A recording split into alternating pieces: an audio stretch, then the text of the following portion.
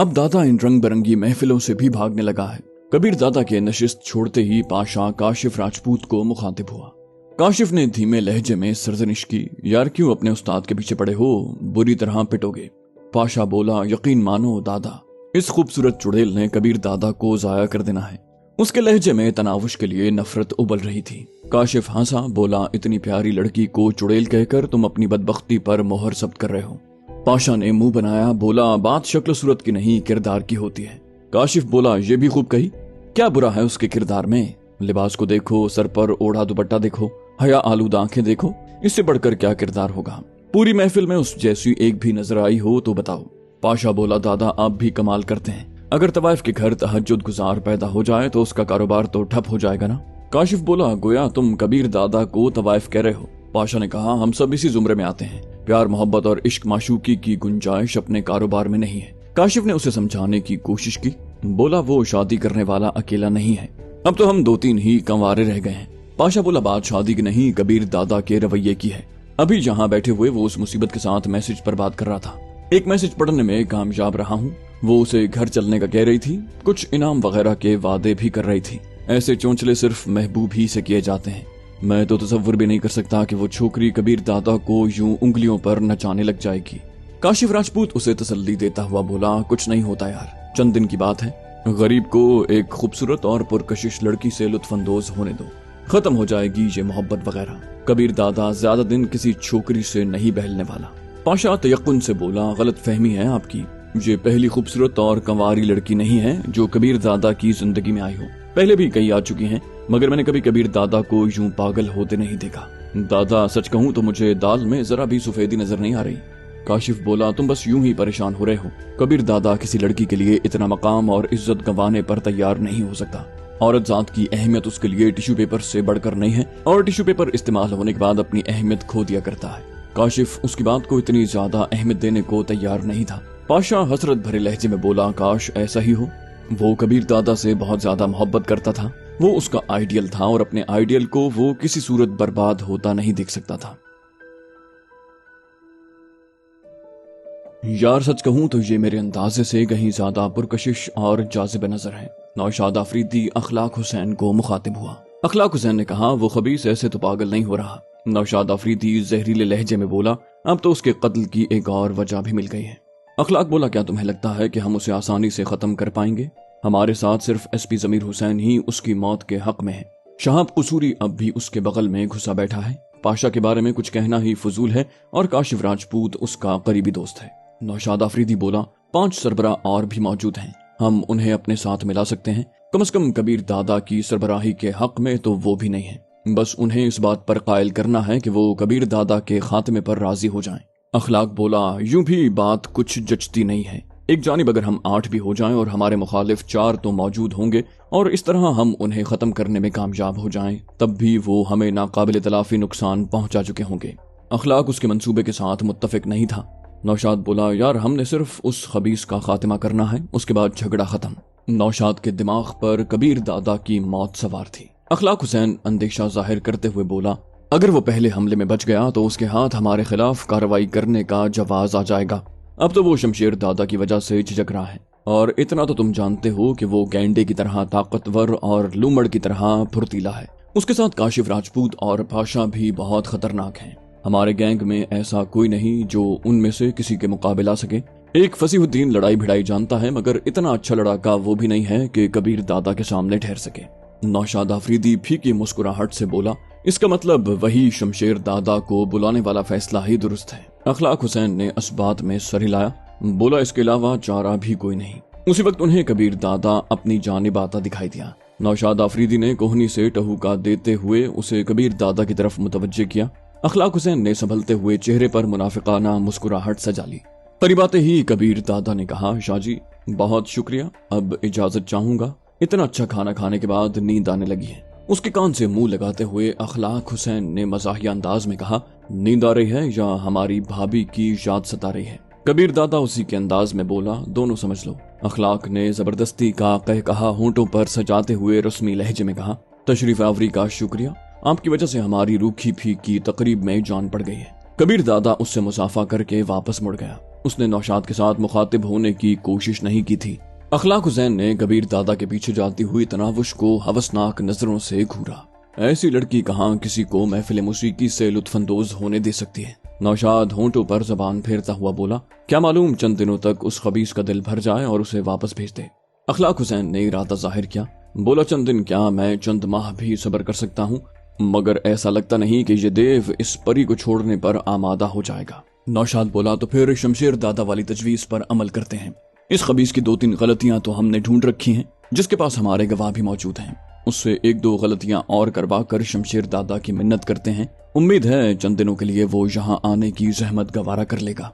अखलाक बोला, याद रहे ये खबीस उसका चहीता शागिर्द रह चुका है। नौशाद बोला, इसकी रखेल को देखते ही शमशेर दादा उस्तादी शागिर्दी भूल जाएगा, और जहाँ तक मेरा अंदाजा है कबीर इस लड़की को शमशेर दादा की झोली में डालने पर आमादा नहीं होगा। अखलाक अफसोस भरे अंदाज में सर हिलाते हुए बोला, बात तो फिर वहीं पहुंची। क्या कहते हैं, आसमान से गिरा खजूर में अटका। अगर ये बुलबुल शमशेर दादा के हत्थे चढ़ गई तो हमें क्या मिलेगा। नौशाद ने उसे तसल्ली देते हुए कहा, उसने कौन सा हमेशा पास रखना है, 1-2 दिन में छोड़ देगा, फिर हमारी बारी। और ये भी तो सोचो ना, हमारा मकसद तो इस लड़की और कबीर से बदला लेना है। अगर शमशेर दादा ने उसकी जान बख्शी कर भी दी, तब भी कबीर दादा दोबारा सर उठाने के काबिल नहीं रहेगा। अखलाक हुसैन दिल पर हाथ रखते हुए आशिकाना अंदाज में बोला, बदला लेने वाली बात इस लड़की को देखने से पहले तक थी, अब तो कमबख्त पर दिल आ गया है। नौशाद कै कहा लगाकर हंस पड़ा।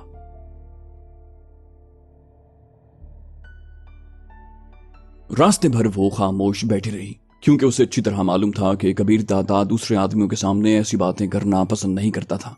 अलबत्ता ये और बात कि वो उसके साथ बिल्कुल जुड़कर बैठी रही। कबीर दादा ने 1-2 बार उसे कोहनी से टहूका देकर दूर हटने का इशारा भी किया, मगर ऐसे इशारों को वो खातिर में लाने वाली नहीं थी। गाड़ी के मखसूस जगह पर रुकते ही अजीम ने नीचे उतरकर कबीर दादा के लिए दरवाजा खोला। इस दौरान वो खुद नीचे उतरकर अंदर की जानिब बढ़ गई। कबीर दादा उससे 1 कदम आगे था। ख्वाबगाह में घुसते ही वो सोफे पर फैलकर बैठ गया। उसके करीब बैठते हुए तनावुश ने चाहत भरे लहजे में पूछा, कुछ खाने पीने की जरूरत महसूस हो रही है तो बताएं। वो बोला, वैसे मेरा मिजाज और मूड तुम्हारी समझ में क्यों नहीं आता। वो यकीनन गाड़ी में उसके साथ जुड़े बैठने पर खफगी का इजहार कर रहा था। वो बोली, आपके दिल में पैदा होने वाली जरा सी बात भी समझ लेती हूँ। तनावुश के होंठों पर तबस्सुम रक्सा हुआ। फिर बोली, अलबत्ता उस पर अमल करने न करने के बारे में खुद तय करती हूँ। कबीर बोला, गाड़ी में थोड़ा हट कर बैठ जाने से क्या कयामत आ जाती। वो तुर्की बतुर्की बोली, गाड़ी में आपके साथ जुड़कर बैठने से कौन सी कयामत आ गई। कबीर बोला, 1 दफा मना जो किया है कि मेरे आदमियों के सामने ऐसी हरकतें न किया करो। वो बागी लहजे में बोली, वाह जी वाह, 24 घंटे में चंद लम्हे साथ बैठने का मौका मिलता है, वो भी फासला रख कर बैठूं, क्यों जी। वो बोला, दिमाग तो ठीक है, पूरी रात तुम्हारे साथ ही तो होता हूँ। उसके लहजे में हैरानी भरा गुस्सा शामिल था। तनावुश ने मुंह बसूरा, नहीं जी, पूरी रात आप सोते हैं। कबीर बोला, जानती हो तुम्हारी इन हरकतों का मुझे एक ही हल नजर आ रहा है कि तुम्हें जल्द अज जल्द चलता करूं। कबीर दादा की हर बात का खातिर खा जवाब देने वाली उसके छोड़ देने वाली बात पर लाजवाब हो जाती। वो खामोशी से उठकर ड्रेसिंग रूम की तरफ बढ़ गई।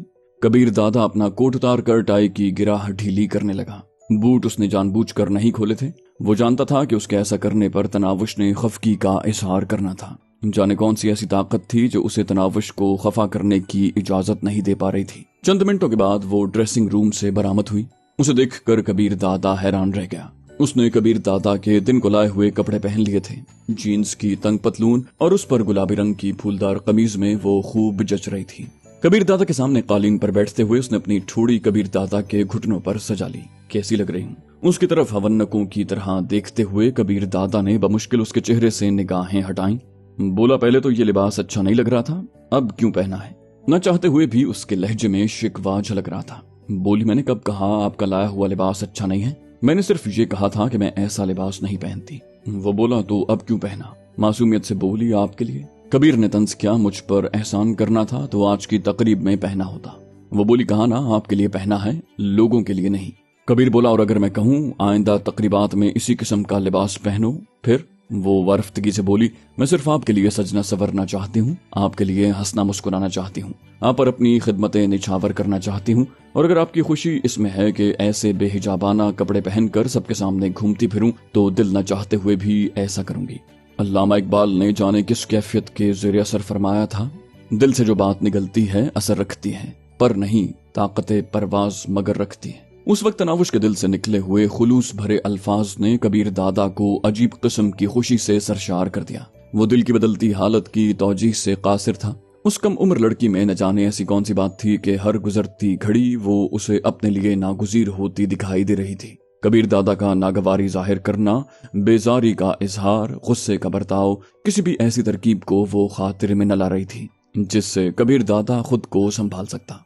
उसकी समझ में नहीं आ रहा था कि वो उससे कैसे जान छुड़ाए। 3 दिन पहले ही वो उसकी जिंदगी में जबरदस्ती शामिल हुई और अब उसके साथ गुजारे दिन सदियों पर मुहीत नजर आने लगे थे। वो कबीर दादा से 15-16 साल छोटी थी, लेकिन किसी बड़ी अम्मा की तरह उसे उंगलियों पर नचा रही थी। वो पुख्ता इरादा करता कि अब उसकी कोई बात नहीं मानेगा, मगर वो मनवा लेती। वो सोचता कि उसे तलाक देकर घर भेज दे और अखलाक हुसैन पार्टी से बचाने के लिए उसे किसी और जगह रूपोश करवा दे, मगर उसे घर भेजने की जरूरत अपने अंदर मफकूद पाता। खुद पर जबर करके उसे झिड़कता, मगर हर आन उसकी शरारतों और शोखियों का मुतमन्नी रहता। उसकी खिदमत गुजारी कबीर दादा को अपनी अहमियत का एहसास दिलाती। उसका हुक्म मानने वाले, उसका काम करने वाले दर्जनों मौजूद थे, मगर जिस खुशी से वो उसकी खिदमतें बजा लाती, ऐसा तो उसने ख्वाब में भी नहीं सोचा था। उसकी खूबसूरती और जिस्मानी कशिश की वजह से वो उसकी बात मानने पर राजी हुआ था, ये सोचते हुए कि 2 दिन की अय्याशी के बाद कुछ दे दिलाकर उसे रुखसत कर देगा। मगर शायद वो जाने के लिए नहीं, साथ ले जाने के लिए आई थी। घर से बाहर जाते ही वो वापस आने की घड़ियां गिनना शुरू कर देता। पाशा उसका चहीता और मुखलिस शागिर्द था। आज तक उसने पाशा की कोई बात नहीं टाली थी, मगर तनावुश के मामले में वो उसके मशवरे पर भी अमल नहीं कर पाता था। कपड़े तब्दील कर लूं? उसके इजहार मोहब्बत पर कोशिश के बावजूद वो कोई तंजिया फिक्रा या बेजारी का इजहार न कर सका। वो बोला ठीक है। वो खुशदिली से उसके जूते खोलने लगी। जूतों को रैक में रखकर उसने हवाई चप्पल उठाकर उसके पांव के करीब रख दिए और फिर कबीर दादा से पहले ड्रेसिंग रूम में घुसकर उसके लिए शब्बाशी का लिबास निकालने लगी। लिबास तब्दील करके वो बिस्तर के करीब आया। वो भी उसके उतारे हुए कपड़े समेट कर उसके पास आ गई। मेरी बोतल तो ले आओ। उसे बैठते देख कर कबीर दादा ने याद दहानी करवाई। उसने शरारत भरी हैरानी से पूछा, कौन सी बोतल? वो बोला, अब थप्पड़ न खा लेना, 2-3 से 1 बोतल पर आ गया हूँ और तुम्हें मालूम नहीं कौन सी बोतल। उसे सचमुच गुस्सा आ गया। वो हतमी लहजे में बोली, मैंने नापे हैं, 1 बोतल में 6 गिलास गंदा मशरूब होता है और आज तकरीब में आपने 7 गिलास पिए थे। इस लिहाज से कल जो बोतल मिलेगी उसमें से भी 1 गिलास मशरूब कम होगा। वो झल्लाते हुए बोला, लातों के भूत बातों से नहीं माना करते। वो बोली, मुझे मारोगे? तरस नहीं आएगा? मासूमियत भरे लहजे में कहते हुए उसने कबीर दादा के शाने पर सर टिका दिया। वो बोला, तुम्हारी हरकतें तरस खाने देती हैं। बोली, कोई अच्छा मशरूब तो नहीं है कि धड़ाधड़ मेदे में उंडेलते जाएं?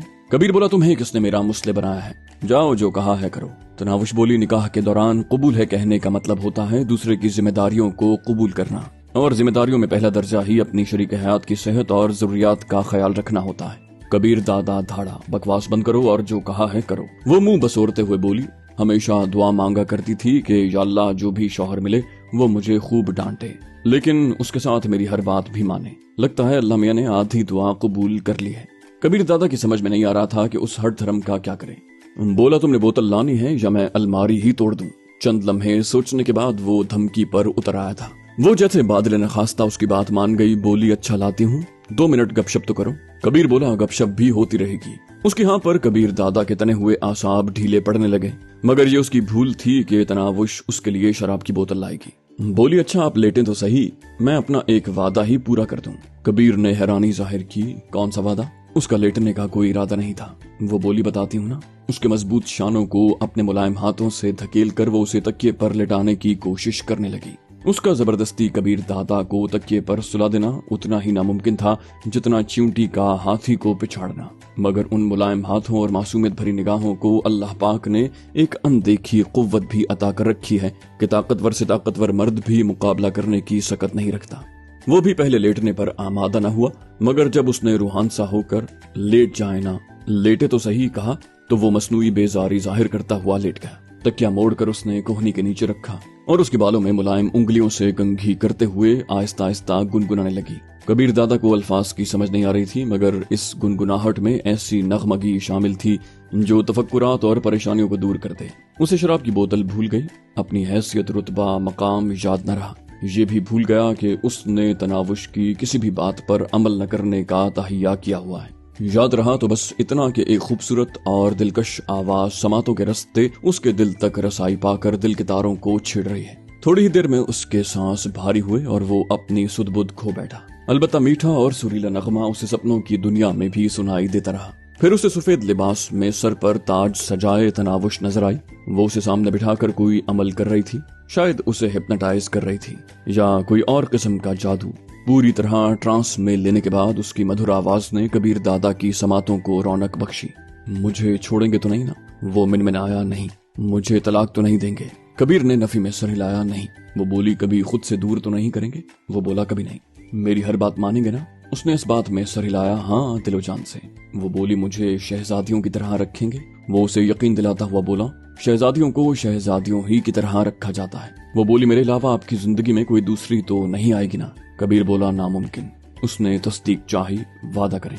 कबीर के लबों से बेसाख्ता फिसला। वादा करता हूँ। वो बोली अल्लाह पाक की कसम खाएं। कबीर बोला अल्लाह पाक की कसम खाता हूँ। वो बेचूं चरा हर बात को हुक्म जानकर तस्लीम करता गया। तनावुश के लबों पर खूबसूरत मुस्कुराहट उभरी। बोली जानते हैं बदले में क्या मिलेगा? वो मुस्तफसिर हुआ। तुम बता दो। वो वरफ्तगी से बोली मैं। मेरी मोहब्बत, मेरी वफाएं, मेरी खिदमतें, क्या सौदा मंजूर है? कबीर बोला दिलो जान से। वो बोली मुकर न जाना। कबीर बोला तुम भी? तनावुश बोली नहीं मुकरूंगी, कभी नहीं। वादा करती हूँ, सोने रब की कसम खाती हूँ, हमेशा साथ रहूंगी, साथ रहूंगी। मंजर धुंधलाया और तनावुश धीमे कदमों से पीछे हटने लगी। उसने तनावुश को रोकना चाहा। कहाँ जा रही हो? मत जाओ। मगर वो मुस्कुराते हुए पीछे हटती रही। उसने झपट कर उसे पकड़ना चाहा और एकदम उसकी आंख खुल गई। ख्वाबगाह में रोशनी उसी तरह जल रही थी। वो तकिए पर कोहनी टेके मीठे सुरों में गुनगुना रही थी और उसकी मुलायम उंगलियां कबीर दादा के बालों में सरसरा रही थीं। वो वादे के मुताबिक उसके साथ ही थी। कबीर दादा अभी तक ख्वाब के ज़ेरे असर था। उसने तनावुश की तरफ सर घुमाया। वो ख्वाब जितनी ही प्यारी और मनमोहनी लग रही थी, बस सफेद लिबास और सर पर रखे ताज की कमी थी। उसका जी चाह रहा था वो ख्वाब ही की तरह उससे अहदो पैमान बांधे, उसी तरह धूस जमाकर वादे कस्में ले।